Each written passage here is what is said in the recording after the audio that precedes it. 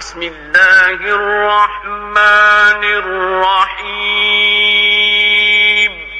شروع اللہ کا نام لے کر جو بڑا مہربان نہایت رحم والا ہے۔ سیدنا عبداللہ بن مسعود رضی اللہ عنہ سے روایت ہے کہ رسول اللہ صلی اللہ علیہ وسلم نے فرمایا، صرف دو چیزوں میں رشک ہے، ایک وہ آدمی جس کو اللہ تعالیٰ نے مال دیا اور پھر اس کو حق کے لیے بھرپور خرچ کرنے کی توفیق بھی دی،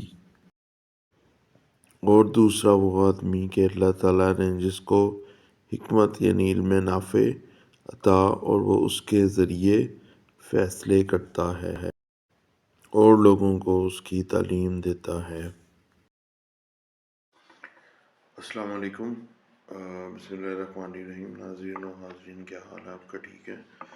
میں آج کی ایک اور حدیث کی ٹرانسلیشن کے ساتھ آیا ہوں۔ یہ بہت ہی خاص حدیث سے مبارکہ ہے، حدیث نبی صلی اللہ علیہ وسلم ہے، علم کے حوالے سے ہے، علم کے ابواب میں سے ہے، مسند احمد کی کتاب میں سے ہے، ریفرنس نمبر ہے اس کا 233۔ اس میں سیدنا عبداللہ بن مسعود رضی اللہ تعالیٰ عنہ سے روایت ہے کہ رسول اللہ صلی اللہ علیہ وسلم نے فرمایا کہ مجھے دو چیزوں میں رشک ہے جو ایک آدمی میں ہونی چاہیے۔ ٹھیک ہے، پہلی وہ چیز ہے جسے مال کہتے ہیں۔ اللہ تعالیٰ نے جس آدمی کو مال دیا، بے تحاشا مال دیا ہو، اور پھر اس کے بعد اسے حق یہ دیا ہو کہ وہ بھرپور خرچ کرنے کی توفیق رکھتا ہو، ایک اس بندے پہ رشک ہے۔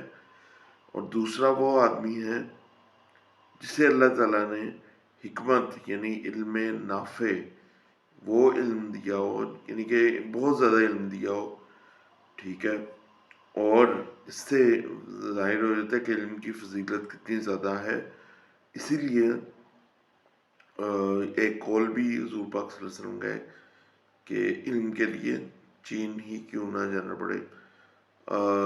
اگر میں کریکٹ ہوں تو یہ حضور پاک صلی اللہ علیہ وسلم کا ہی قول ہے، اس پہ ڈیٹیل میں پھر آئیں گے، لیکن ابھی جو بات ہو رہی ہے وہ حضور پاک صلی اللہ علیہ وسلم نے خود ہی بتایا ہے کہ مجھے دو آدمیوں پر رشک ہے، ایک جس کے پاس مال ہو اور وہ اس کے ساتھ توفیق رکھتا ہو خرچ کرنے کی، تو اسے بھرپور طریقے سے خرچ کرنے کا اللہ تعالیٰ نے توفیق دی ہو، ایک وہ ہو گیا۔ اور دوسرا بندہ وہ ہے جس پہ انہیں رشک ہے، وہ حکمت یعنی کہ علم سے بھرپور ہو، تو علم کی فضیلت بہت زیادہ ہے۔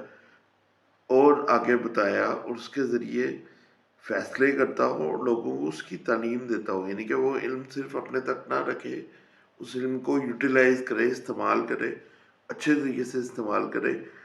اسی لیے کہتے ہیں کہ علم بھی ایک دولت ہے، اور جیسے دولت کو آپ ڈسٹریبیوٹ کرتے ہیں، علم کو بھی آگے پھیلانا چاہیے، اور اس کو ایک اچھے طریقے سے فیصلے کرتا ہو بندہ اور دوسروں کو اس کی تعلیم دیتا ہو، یعنی کہ اپنے تک محدود نہ کرے، اور اس طرح پھر علم کی فضیلت اور بڑھتی ہے، دوسروں کو بھی احساس ہوتا ہے کہ ہمیں علم آگے پھیلانا ہے، تو ثواب بھی ہے اس کا بہت، تو اجر بھی ہے اس کا بہت۔ اب حدیث سے ظاہر ہو گیا اس کا بہت اجر ہے، جو حضور پاک صلی اللہ علیہ وسلم نے خود بیان کر دیا کہ مجھے دو اشخاص پہ رشک ہے، یعنی کہ دو خصوصیات پر رشک ہے، ایک وہ مال والے پہ اور ایک علم والے پہ۔ علم بھی مال سے بڑھ کر ہے، علم کوئی کم نہیں ہے چیز، علم کو بھی پھیلانا ایک بہت بڑی نعمت ہے اور اس کا فائدہ اٹھانا چاہیے۔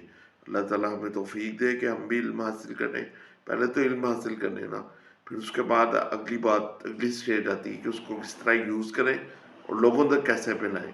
اللہ تعالیٰ رستے کھولتا ہے، اور اللہ تعالیٰ ہر انسان کو علم کی مال و دولت سے مال بھی کر دیتا ہے۔ اگر نیت اچھی ہو تو سارے کام اچھے ہو جاتے ہیں۔ تو اللہ تعالیٰ ہم سب کو علم حاصل کرنے کی توفیق عطا فرمائے اور اسے پھیلانے والا بھی بنائے، اور آگے جا کے لوگوں کو سکھانے والا بھی بنائے۔ تو اس کے ساتھ ہی آج کی حدیث کا ترجمہ بھی ختم ہوا۔ انشاءاللہ یہ آپ کو ضرور پسند آیا ہوگا، اور آپ نے کمنٹ، لائک، شیئر ضرور کرنا ہے۔ شکریہ۔